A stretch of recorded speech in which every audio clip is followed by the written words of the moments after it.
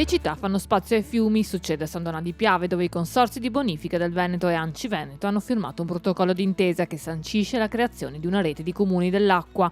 L'accordo stabilisce la responsabilità dei soggetti di promuovere una fruizione sociale dei corpi idrici nelle città, nei comuni e nei borghi che da essi sono attraversati o che ne usufruiscono. Idee nuove, idee anche dirompenti da un certo punto di vista, che certamente non convenzionali, ecco.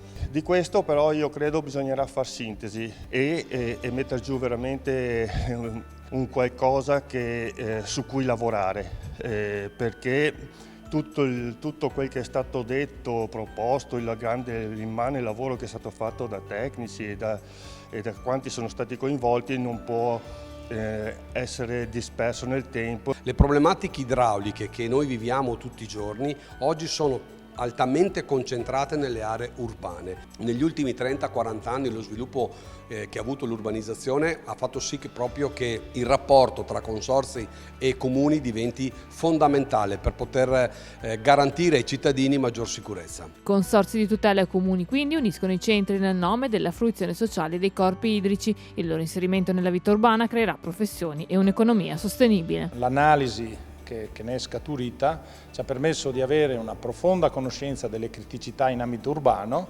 Ciò ha permesso di progettare una serie di interventi della messa in sicurezza del sistema urbano dei nostri comuni che supera i 100 milioni di euro. È un passaggio epocale, mai capitato prima, e permetterebbe di mettere sicuramente i nostri comuni, i centri abitati, in sicurezza, dando una risposta che i cittadini certo apprezzeranno e che naturalmente cercano. Quello che è emerso è che il lavorare assieme tra università, enti locali, comuni e consorzio permette di raggiungere obiettivi che sembrerebbero impensabili, che si sono trasformati poi in richiesta di bandi attraverso i comuni di 30 milioni per le opere di rigenerazione urbana di questo territorio, 70 milioni di progettualità e oltre a questo sono stati redatti progetti di oltre 100 milioni per opere di irrigazione e altrettanto per la difesa della costa. Secondo i dati dell'ANCI, in Italia ancora vengono edificati 16 ettari di terreno al giorno, ma il compito della rete dei comuni dell'acqua è anche quello di schierarsi a favore delle società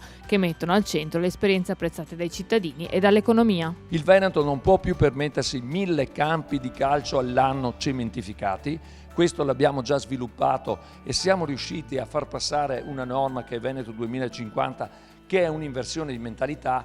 Dobbiamo fare tutto questo tenendo conto dei goal fondamentali che permettono una sostenibilità dei nostri territori.